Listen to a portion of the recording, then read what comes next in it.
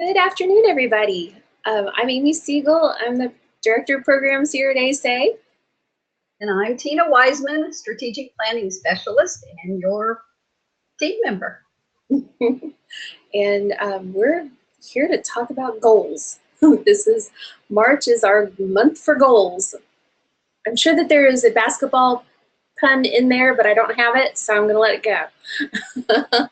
Our own little version of March Madness. And yes. I'm sure you can agree that March is usually mad.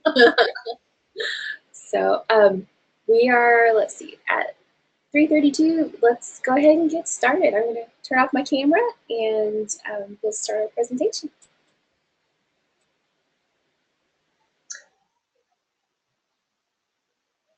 All righty, we're going to get started here because we got quite a bit to cover and we want to keep you on your timeline. We're going to do a really quick review, first of all, the improvement process. You remember that you had your pre-discussion in December, you got everything organized, ready to go. In January, we went ahead and we had you collecting just all kinds of data, everything we could think of, and to get you ready for the next part of the processes. In February, you did vision. So you did visioning and you did that sky's the limit ideas on how, you know, all kids can succeed and do it at their absolute best of their abilities. And so now it brings us to today in March, and we are going to be looking at goals. And what you're going to be doing this time is setting your priority areas for improvement, otherwise known, of course, as PAIs. And then you're going to be doing your SMART goals.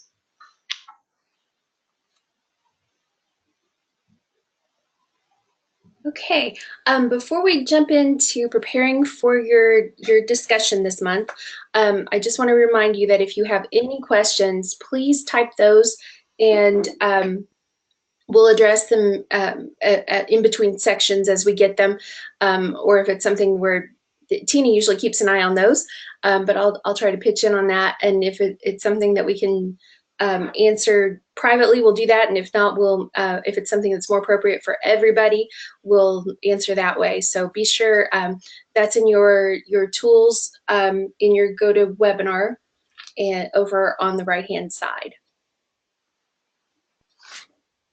So for this month's discussion, make sure that for each steering team member, you have a copy of the vision statement and a copy of the achievement data report. And we have those linked on the vision to action process for this month so that they're easy to get to. But just make sure that everybody has a copy of that because you'll need it as reference for your PAI and SMART goals development. And so our objectives for this month are to determine your PAIs, those are primary areas for improvement, and your SMART goals. And we're going to talk a lot about those in the next few slides. So you're going to be reviewing student achievement data, identifying data that is pleasing, identifying data that is concerning, and then identifying student groups that may be experiencing achievement gaps. Our recommendation for this month is to actually have 2 steering team meetings.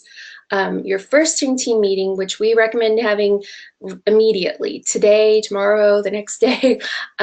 We want you to determine your primary areas for improvement, and then you're going to submit those for review. And after your PAIs meet criteria, then you're ready to develop your SMART goals.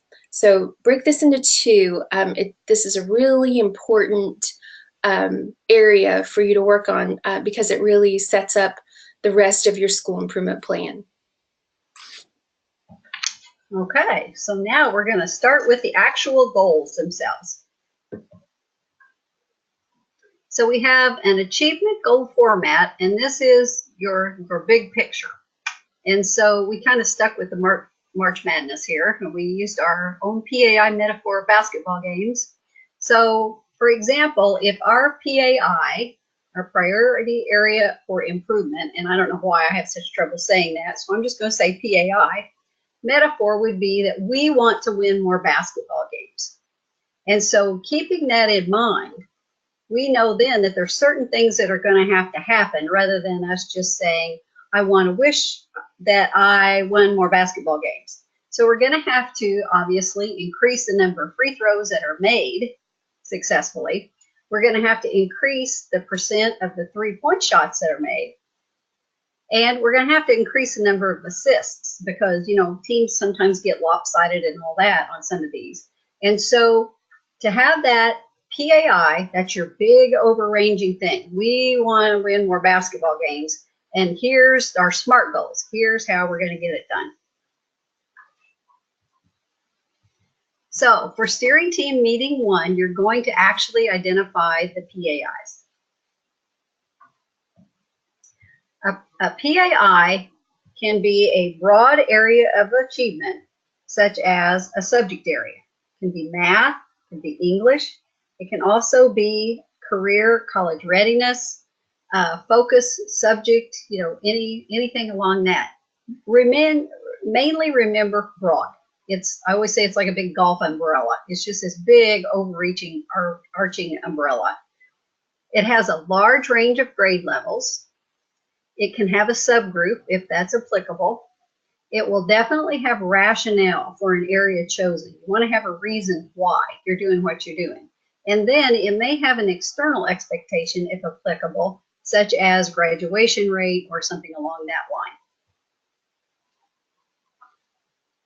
These PAIs, like I said, they're very, very broad. And sometimes they almost feel like you're not doing it right because they're too broad, because most of the time we like you to be real specific about things. But this one is, there again, just think of that biggest golf umbrella you've ever seen, and that's your PAI. So your focus is going to be student proficiency, student growth, graduation, career ready, these types of areas. Your subject is going to be math, English, English 10, Algebra 1, whatever subject it is. And that doesn't mean that, you know, science or social studies or something, or, you know, reading, those types of things, those can be included too. But usually these are the big ones, math and English. And then it can include grade levels. And then it can also include subgroups, which of course it will include grade levels. But it can have subgroups. There you see for elementary, middle school, you can do a bottom 25% or a top, I believe that's 75% in most cases. And then on the high school, bottom 25%, top 25%, top 75%, improve from grade 8 to 10, improve from grade 10 to 12. And these 4 elements all make up all the PAIs.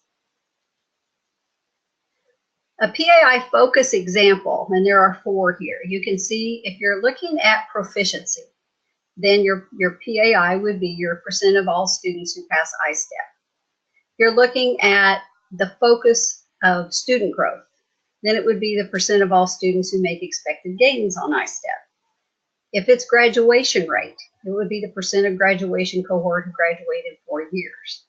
And if it's career ready, it's the percent of graduates who pass an AP test, pass an IB exam, earn 3 college credits, pass an industry certification exam. You can see they're all very practical, and it's exactly what we're doing with our schools in the state of Indiana. Here's an elementary example of a PAI. The focus would be student proficiency or pass rate. The subject would be I-STEP math. The grade level in this case would be 6th grade, so you can have 1 grade. And then the subgroup would be the bottom 25% of that 6th grade class in math passing the I-STEP. So it just spells itself out as you go along. An example of a PAI for high school would be student proficiency or pass rate in Algebra 1. And in this case, it's a grade level, but it's the class of 20 whatever. Or gosh, we're getting up to where now it'd be like 2020 or 2021. And then you can also have your subgroup, which would be improvement from 8th grade to 10th grade. So that's kind of the way that you would do that. One of the things to remember, it's just kind of an easy way to remember this. I'm an English major, so I use analogies all the time. When you're talking about whether or not to figure out if you want grade level or if you want the actual class of, what you can do is you can think of the analogy of a parade. And if you are wanting to see how kids do at 8th grade for a number of years, then think of you sitting there and you're watching the parade go by. Here's, you know, this year, this year, this year, this year, this year. But the focus is you're trying to see what's going on in Algebra 1. If you're really following a class, then you're going to be walking along with them in the parade, and you're going to go through each year with them and see that. That may be the world's worst analogy you ever heard, but that's the one I always kind of go by. But feel free to make up your own to make it work for you. Okay, I think it's an analogy myself. I like that. And Amy's going to show you how to do this online. Yeah, let me switch over.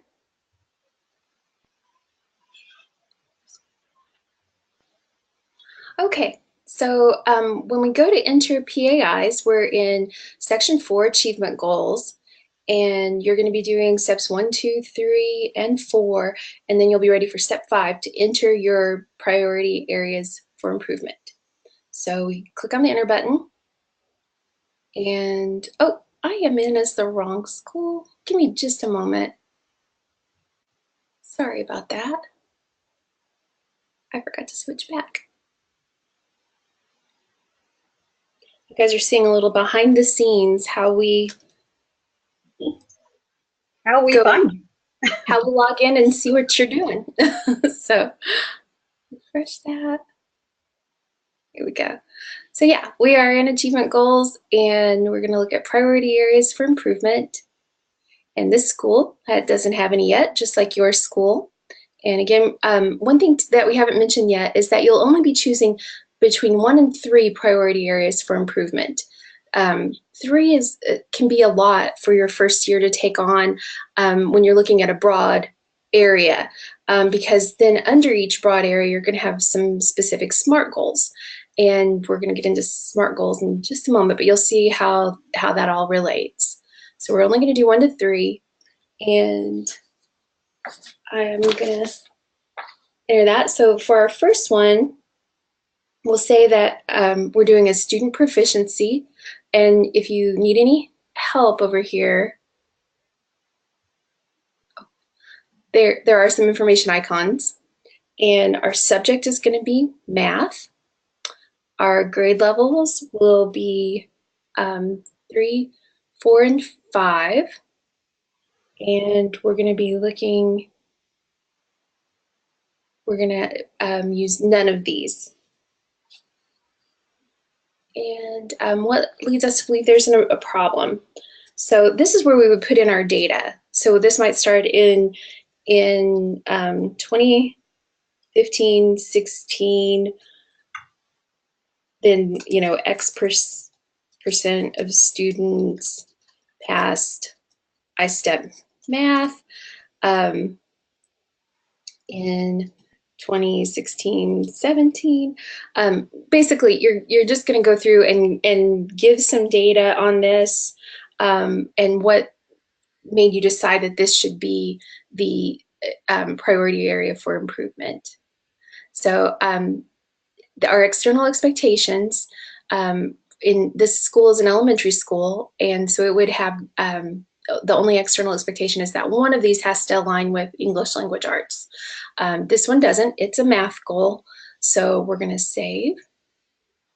And now you see the information you just entered right here. And let's do another one just so we have a couple. Okay, so this one is going to also be a student proficiency. That's probably the most common that people use. The high schools do need to have, if you have an 8th grade in your building, you're going to need to have one of these for graduation rate, because we start looking at graduation rate in 8th grade. So keep that in mind. This will be in English language arts, and we're going to say that it's 3, 4, and 5. And we're going to be looking at the bottom 25%. This is where we put in our rationale, whatever that rationale is, what led us to think that this was a PAI. And this one does align with English language arts. Then we click save. So now we have 2 PAIs. If you need to edit, you just come back to this page and you click on your edit. If through discussion or feedback from Tina, you decide, oh, this is not a good PAI for us, we've got something else that we really need to focus on, or a lot of times what happens is we try to do too much. We kind of grouped things in and made even our broad PAI too broad. So you might have some feedback about that. So excuse me, if you need to get rid of one, you just hit the delete icon, or you can hit the edit and get your edit screen back. Just be sure to save your changes. And let's see, back to the process page. Once you have those entered and you've looked over your report, there's our report, and make sure that this all makes sense as you read it. Because if it doesn't make sense to you, it's not going to make sense to Tina. If you feel like your rationale needs more information, if you remember, from discussion, we talked about this thing that we haven't put in here, but it was really important. Go ahead and put that back in there. And then when you're ready, you submit it for review and submit. And then Tina's going to review that, and hopefully we'll meet criteria. If not, we'll go back and edit and get those in shape. I will mention that Tina is kind of a superstar at goals. So when she's our data maven, she likes to get into that. And if you have any questions or would like her to look over your data with you, set up a conference call, and she can give you some good advice. Don't forget that she's there to help you with that. And at the very least, once she looks that over, she'll have good feedback for you. Or if she has no feedback, you meet criteria and you're ready for SMART goals. Well, I'm going to let Tina go over the criteria so that you'll know what's expected for PAIs. And Amy, while you're going on with the online for the PAI or for the SMART goals, you want me to go back in and check that so that it meets criteria so they can go ahead? Yeah, that would be great. Okay, I'll do that. Okay, here's the criteria that I'm going to be looking for. And I always like people knowing up front immediately what it is you're looking for. So you can have this criteria set out in front of you. And remember, the way that you find that is it's right there on the rubric. So in every section on the online system, that last thing in each section is going to say rubric. And so you just go there, you click on it. Amy's going to even show you here. And see, there's the rubric items for each area. And so this is exactly what we're going through on each of these things. So the smart thing is go ahead and get those out, print them out, do whatever you want to, but have them in front of you, because I know you don't have time to keep reinventing the wheel. Okay, here we go. So the criteria is you're going to have either 2 or 3 PAIs present. More than likely, I mean, if you're in elementary school and you want to be real ambitious this first year and you want to have 3, we can, see how that works out. Normally, I look for 2. I look for math, I look for English. If, like Amy said, if you are in a building with an 8th grade, I will see 3. I'll see math, I'll see English, and then I will see the one for graduation rate. And so that would be the PAIs that are present. The PAIs target academic areas that do not meet state or local expectations on state testing and student growth and student proficiency, as indicated by the school report card from IDOE. You know what these areas are because you've already seen your iStep test from this last spring. And so you know where those kids are. And so you know those academic areas that didn't make it. And anytime you see something on the criteria that's in parentheses where it says Indiana rules and regs, that means that's coming from code. So that's one of the things that definitely is in the Indiana code. Okay, next page. The PAIs target academic areas that do not meet state or local expectations on state testing and student growth, student proficiency, graduation rate, and college career readiness. There again, as indicated by the school report card, once again, Indiana rules and regs. I'm sure a lot of you are just really familiar with this anyway.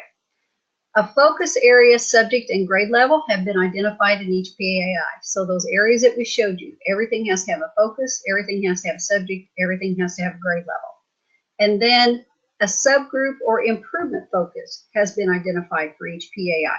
Most of the times there'll be a subgroup, although not always. But you see, that's not an Indiana rule or reg. That's just a really good hint saying, you know, you want to get these narrowed in as much as you can, a big giant golf umbrella. So that's kind of what that comes down to. And then you'll have a rationale, including achievement data that isn't included in for each PAI, and that's just to help you because you're going to want that. And I can give you a really good example of that. We've had some schools in the system for over 20 years. And so one of the things that I keep reminding them is when you look at that rationale after, you know, 10, 15 years, I shouldn't see 10 or 15-year-old rationale in there. You know, you've got to keep that current because as you next year, I hope you'll all be with us, and you're going to have a community council. So you're going to have a council coming on board. That's all of your teachers and then different people from the community and parents and different ones. These people don't know the jargon like we do. I mean, we eat and breathe this stuff. But people outside of a school aren't going to understand all this. And if they have outdated rationale, the data's not going to make any sense to them. So you really need to keep that clean and keep that going year after year. English language arts has been identified as an external expectation, and Amy showed you that on the online system. Once again, that's an Indiana rule and reg. And then, of course, for schools with 8th grade and beyond, you have to have graduation identified as an external expectation for at least one PAI. And so for those of you that have 8th grade and beyond, you've already set up your first PAI. So, and a lot of times I see it as PAI 3 because that's kind of the oh, we have to do that. So wherever you want to put it, it's perfectly fine.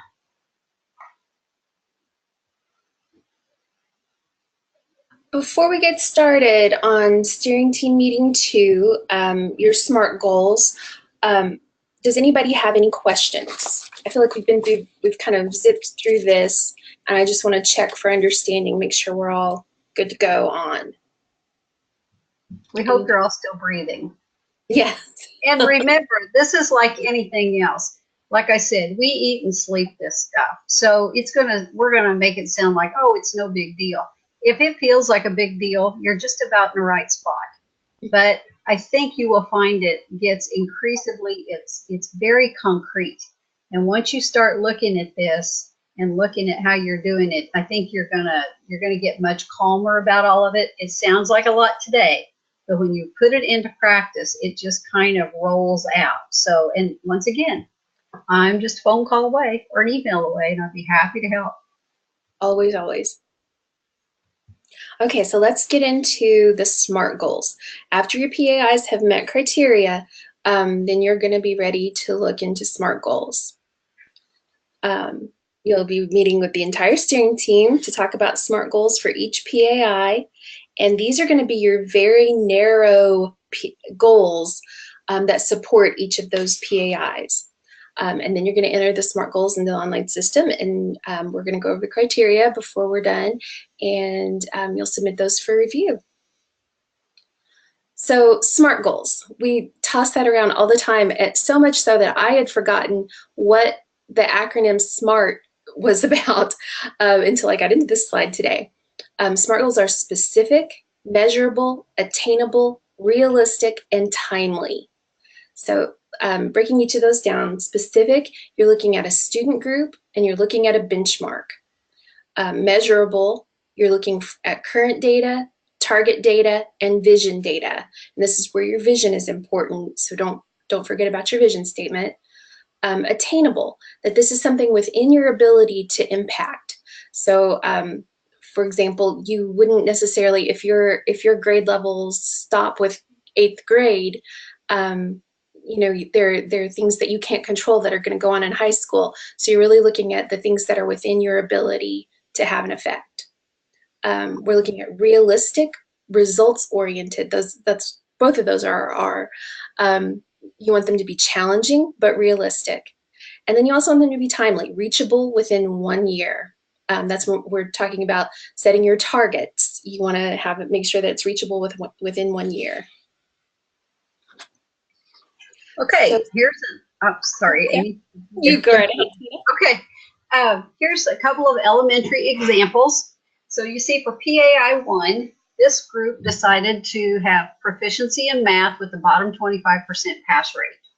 So within that big, broad area, then they have narrowed it down. They want to keep a close eye on their sixth graders because evidently something's going on in sixth grade with these kids that they're just not getting it like they need to.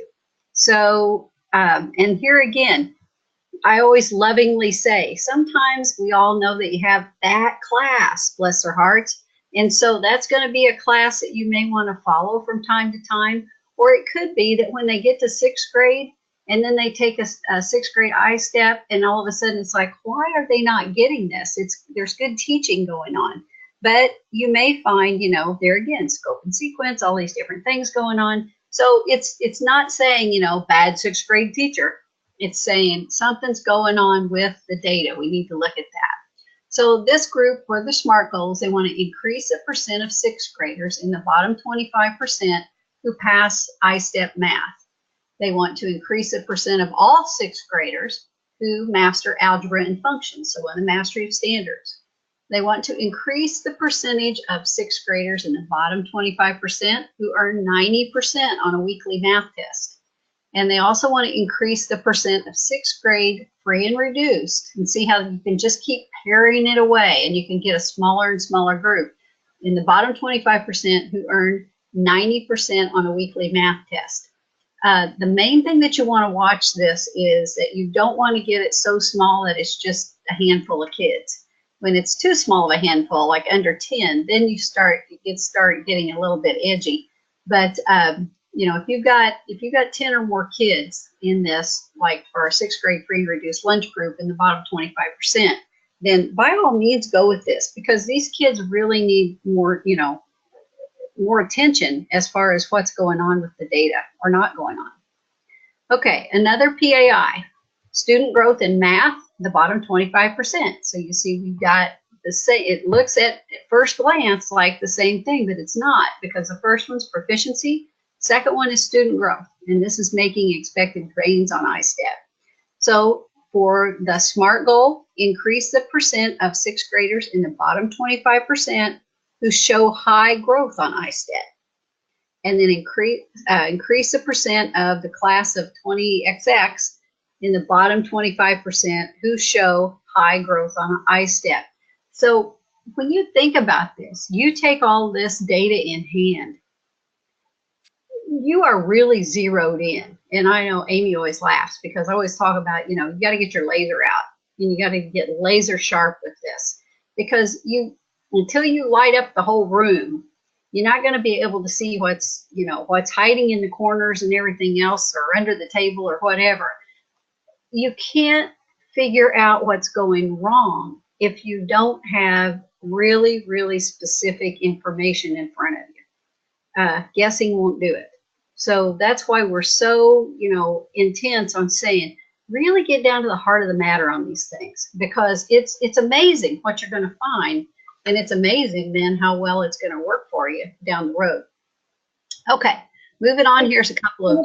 I just want to mention and point out that this might be a time, if you're looking at the data, this might also be a good time to go and talk to some of those sixth grade teachers. So about your PAI, and ask them, you know, if they have data about where students are stumbling. If it's those sixth graders, maybe you go visit your sixth grade teachers and they say, you know, the reason they never pass this one section. And we think it's because, or, you know, we'll get into because next month, but you know, you might need to go dig on some data to see what those SMART goals should be. Sorry. No, that's fine. That's good. Okay, a couple of quick high school examples. Here again, PAI 1, proficiency in Algebra 1. And this is a pass rate. Increase the percent of the class of 20XX who master quadratic equations, and then I'm not going to bore you and read through every one of these. You see how this works. So you want to increase the percent of, and then you have your students who, and then you have your benchmark. And then your PAI could be, you know, college and career ready for math.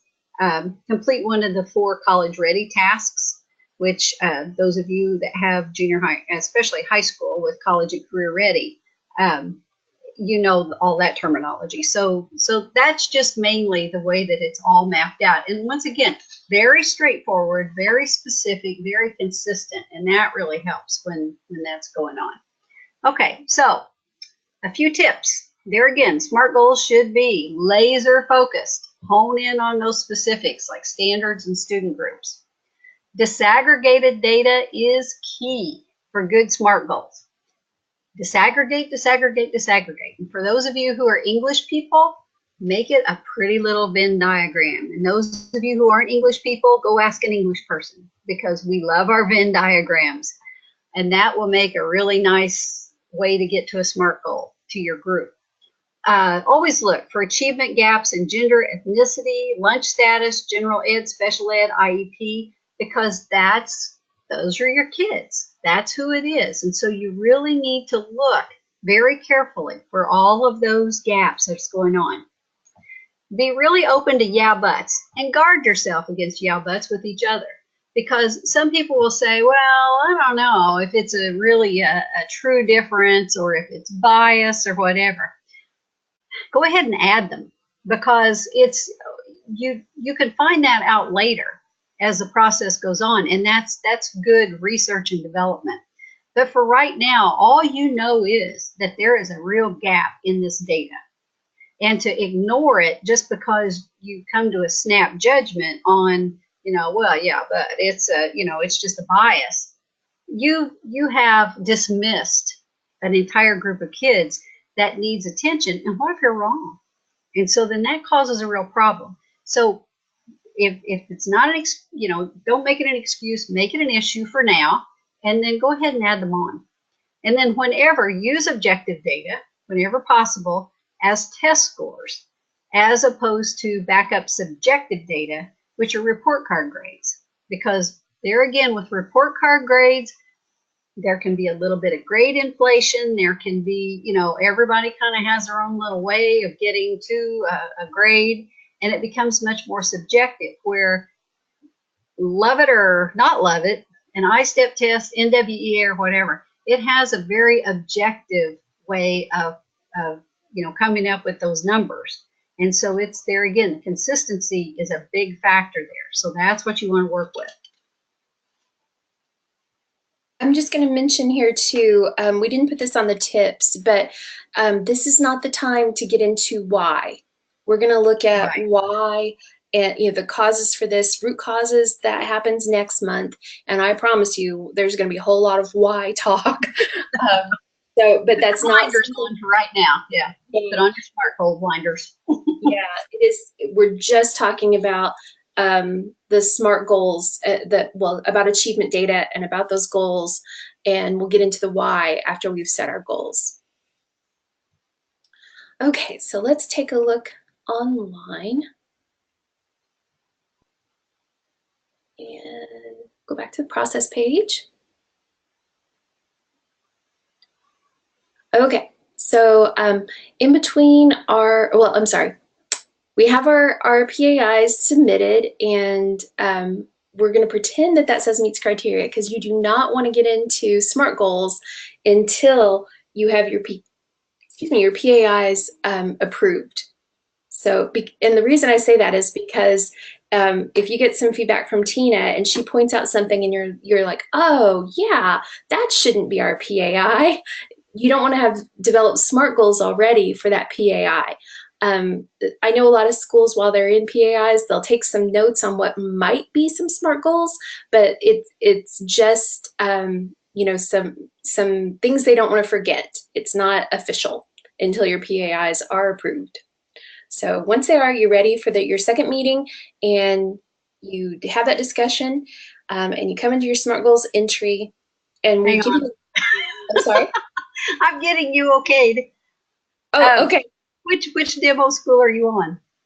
I am Demo Elementary School. Okay. Sorry about that. She's not going to let me go on to SMART goals until my I am not. PAI I am not meets until I criteria. do this very, very brief check. I will tell you, I don't go this quick on yours. So No. if that's any consolation whatsoever. Okay. Well, There you are. well, she wouldn't have any fun if she did it that way because she wouldn't be looking at your data. And That's not oh, fair to you by any means. Okay, we're getting there. okay. Okay, you can refresh. Okay. Here we go. Now we're meets criteria, and Yay. now it's going to let us do our SMART goals. So we're going to go over to the SMART goals edit, and we give you tabs for these because there can be a good bit of data entry for each of your PAIs depending on how many SMART goals you have. So for PAI 1, which is the student proficiency pass rate for math 3, 4, and 5, we're going to add a SMART goal. And the first thing that we enter is this a grade level or a class?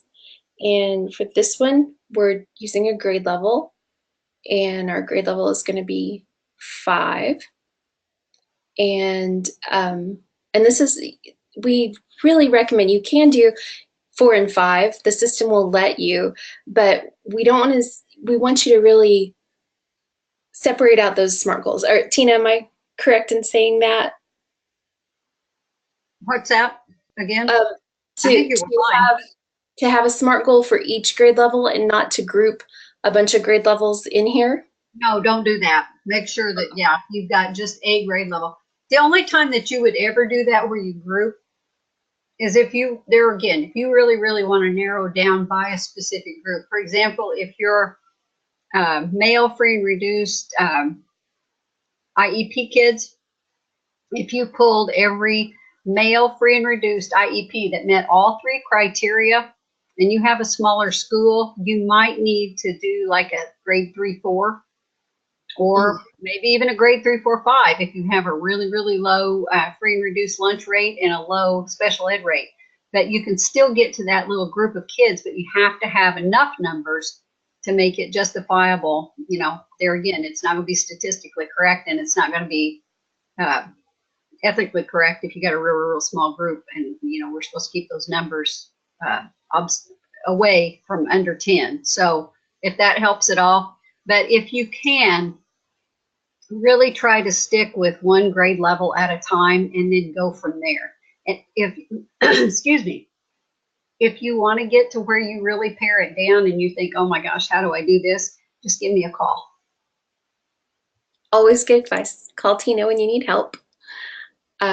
So let's say, as Tina was mentioning, in our demographics, we can get pretty specific in this. So if we notice that there are consistent achievement gaps between our males and females, we can say male or female. Let's say a lot of times we hear that our boys are lagging behind in areas. So we might want to concentrate on our males. If we have data to back up that it's not just the males, but specifically it's males on the lunch program, we can get that specific. Tina mentioned that it could be males who are on the lunch program who have an IEP. And so, yeah, you can really hone that in. If I wanted to clear that, so let's say that I selected something and I think, no, I don't want to do that. If you click all students, it'll clear the selections you made. Kind of a tricky little thing, but when you're doing data entry, you've had the discussions and, you know, it could just be a mistake. So that's something that you can do to fix that. So let's say that we're going to look for this one at students on the lunch program in 5th grade. And our benchmark for this one will be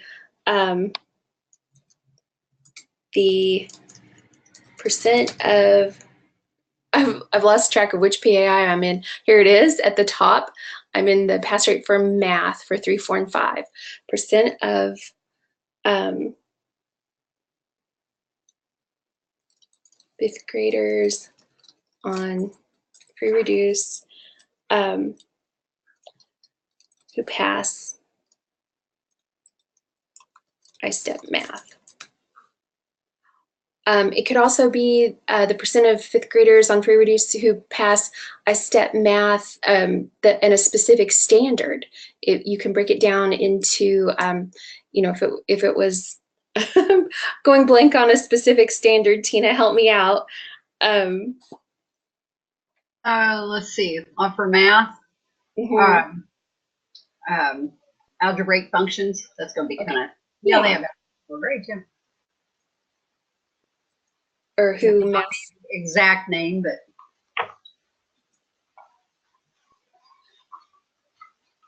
I don't have my list right here with me. Yeah. Okay. So let's say sure that everybody in the webinar is yelling at us right now and saying, I know. "No, it's not that." And so then, and this might be another place where our report is not going to have it broken down with fifth graders on free and reduced who master a specific standard, but you may have access to that data. And that's something that as you're talking, you've got the people in the room who should be able to pull up that kind of report if you're really breaking it down to something that specific. If you don't have it though, it could just be math, or it could be all of our fifth graders who master a specific standard on the I-STEP. And then I'm going to jump in for just a second. A lot of you can, I think probably everybody now anymore, you can run filters on your school software.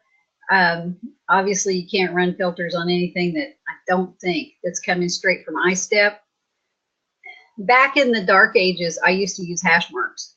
I would just pull out all the information. If I really wanted to zero in on somebody, and then there again, I would just start pulling. And, I might end up with a group that would fit on a Post-it note. But the thing is, there's ways that you could get to it. It may just be a little cumbersome. But I think once you do it, if you really want to go after those groups, I think it'll definitely be worth your time. And it can be done. It may take some work, but it can be done. And it might not be something that you do this year. It might be something that as you continue with SI2, hopefully next year, it might be, well, we didn't get it as in-depth as we wanted, but next year we're going to have that data ready so that we can investigate this more and look at it further. Your plan should grow. So in the next section, we're looking at historical data. And Tina, do we have a requirement? I can't remember on the criteria. Do we have a requirement for a certain number of years of historical data? 3 years of historical data. So right there we have it. And we put a month in. You can select if it's I-STEP data, put in the month students take I-STEP, or when you get your I-STEP data typically. You could add, if you had more years, if you wanted to go back to say 2000, if you already had 2018 data, you could add 2018. And if you had those 3 years and not 2015, you can always delete 2015. We have an icon for that. But make sure you have 3 years of historical data, and then you can put in your targets, and you need, correct me if I'm wrong, at least 1 year of target data. Yeah. Some of our schools, we let you add as many targets as you like. Some of our schools are many year thinkers, and they want to set targets out for a few years. Some of our schools only want to think about the next year and what they can do in that 1 year. And somewhere in between. So you have the option, at least 1 and as many targets as you like. You can add those. And then any of you don't care to hang on just a second on the historical data, this is really neat that the system can do this, but a lot of times you're going to have quarterly assessments like on NWEA or whatever it is that you're using. I have several schools anymore that make it quarterly assessments during the year. And then that way, you can set it up. You can have like your October, December, March, or, whatever it is that you end up doing. Just make sure that your month and your year coincides, correctly. But that's really handy. And then you've got all that data right there, and you're not trying to dig it out from a bunch of different places. So there's all different things you can do, but by breaking that down by month, that gives you a lot more options than just an entire year. So like that. That would give us each of quarterly, roughly, for 2017, 2018. Okay, and then you'll put in your targets. And of course, you're going to have percentages here in your data area, and then your vision data. This is where you go back to your vision and remember, what did we dream for all kids? So look at your vision data and look at those vision statements. And if all of our dreams come true for kids, what would be the ideal percentage of students reaching the benchmark we've set? And then we have external expectations, and this will look a little bit different depending on your grade levels. So this is a math goal, so it does not apply to reading in grades K through 2 or 3 through 6. This could be a SMART goal for students who have not met AMO as the student group. Tina, do you know if DOE has released any new AMO data? Not seen any. Okay, that's annual measurable objective, and it's something that DOE put in, and we wanted to add it to our system so that you could do a crosswalk, but they haven't updated AMO for quite a while, so you may not have any of those for this. So then you'll save your goal, and you'll see that the goals, SMART goals, get added below the PAIs on each tab.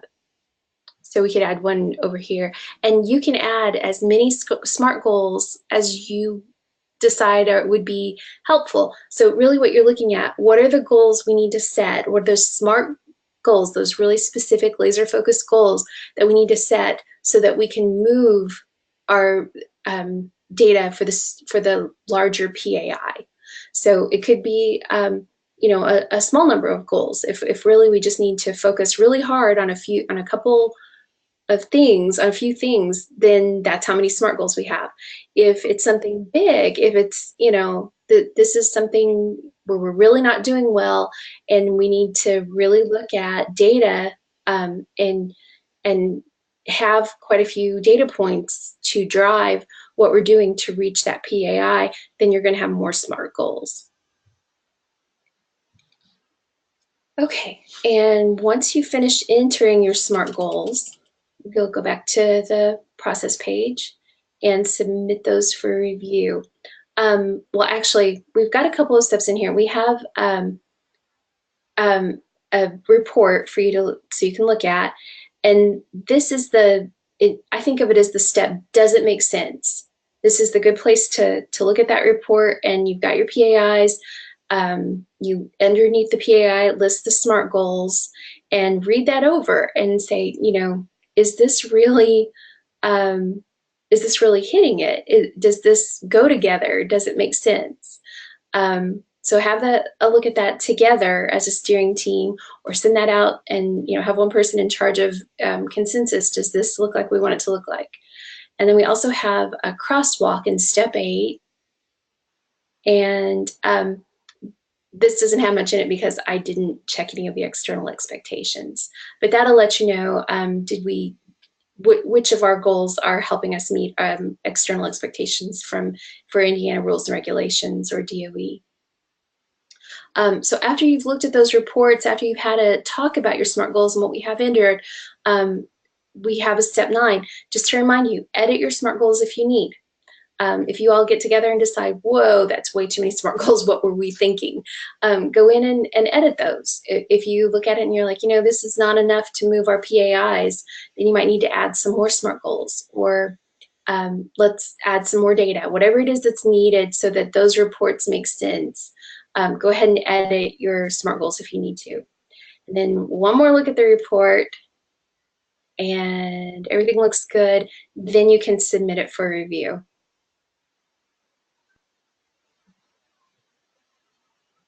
And Tina will get feedback to you.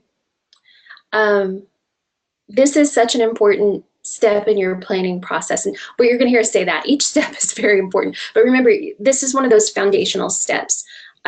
Looking ahead, next month we're going to be looking at the root causes, what's getting in the way of achieving our goals. The month after that, we look at interventions and what are the things that we need to do to address those root causes. So this is one of those things, if you don't have really finely tuned SMART goals, if you don't have PAIs that are appropriate, that are really areas where you need to improve, then your plan is going to be hindered by that.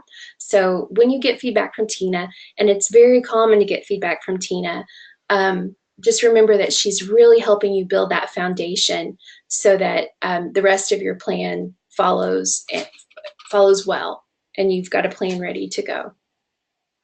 Okay, I'm gonna be quiet for a bit. Okay, I'm going to wrap this up for you. Here again, the rubric, all you have to do is click on it, set it there right beside you as you're working on this. That'll save you a lot of time, probably. So what I'm looking for is each PAI is supported by one or more appropriate SMART goals. So remember that if you have, like, your PAI is grade 3, 4, and 5, I'm going to be looking for SMART goals that talk about grades 3 or 4 and or 5. I don't know what combination they'll be, if they'll be separate or whatever, but make sure that if you've talked about it in the PAI, that you're talking about it in the SMART goal at some place. Grade level or class has been identified for each SMART goal, and the student group demographics have been identified. For example, all students or free and reduced lunch students or third graders. There again, it's all on that, where that pop-up box comes where you check things off. You're going to have a narrow targeted benchmark, and that includes the achievement benchmark and the assessment tool that has been identified for each SMART goal. For example, master the ratio standards on the I-STEP assessment. It can be a mastery of standards. It can be, doing, passing I-STEP with certain subgroups. There's just all kinds of things that you can look at on that. Historical target and vision data have been entered for each SMART goal. So I'm going to be looking for historical data. I'm going to be looking for target, and then vision is normally what comes from your vision statement. So I think, everybody pretty much has 100%. And then at least one SMART goal exists for a student group that has not met AMO or AMAO and indicates an achievement gap. You know what those are. I mean, your groups, your kids, based on I-STEP and things such as that. If you're ever in great doubt on any of that, you call it BOE. But I would imagine you have enough data that you can figure that out, because you're going to see what they did on I-STEP. And then there again, you do a lot of internal testing anymore with NWEA and different things. So you should have that info. Your achievement data report will include some breakdown by student group as well. And that's something that Tina has at her fingertips too. So if you need to talk to her about identifying those student groups, be sure to give her a call, and she'll pull up your data report and look at it with you.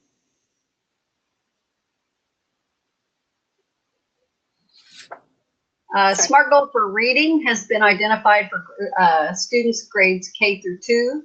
If you have K through 2, you need to do that. SMART goal for reading has been identified for students grades 3 through 6. If you have 3 through 6 or any combination of that in your building, you'll need to do that. And then collectively, the SMART goals seem to be manageable within the school's time and energy constraints. If I see 44 SMART goals, I'm probably going to say, whoa, and, we'll figure out what to do.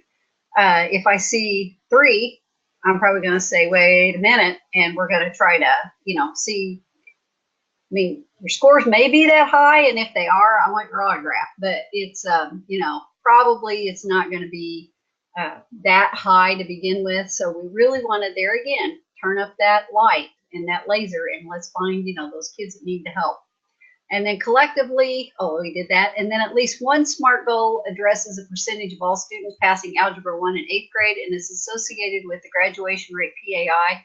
You'll see that even on the elementary ones, just ignore that. But if you have 8th grade in your building, of course, you're going to need to have that one on there. I think we have beaten that dead horse for you. So, that one needs to be there. Okay, that's the criteria of the rubric. Do we have any questions? They may be feeling like they've just had the floor mopped with them. I am seeing none. Okay. I will remind you all that today Tina is in until 8 o'clock and she's available. So if you are wanting to look back through this and ask some questions after you've had a chance to think, she will be available. As we'll just go right to the next slide. Um, the 5-second rule applies now more than ever. Be sure to get in touch if you need help. I'll be here as soon as we wrap all this up. I'll turn the do not disturb sign off on my phone, and I'll be ready for anybody that has any questions. Thank you all for being here and all the hard work that you're doing. This is stuff that's good for kids, and that's why you do it. So don't, as it's you're getting into all this, just remember, keep in mind, we do this because it's good for kids. And you're going that extra mile, and that's definitely something to be very, very pleased with. All right. We will see you all next month at our next webinar. Have a good March.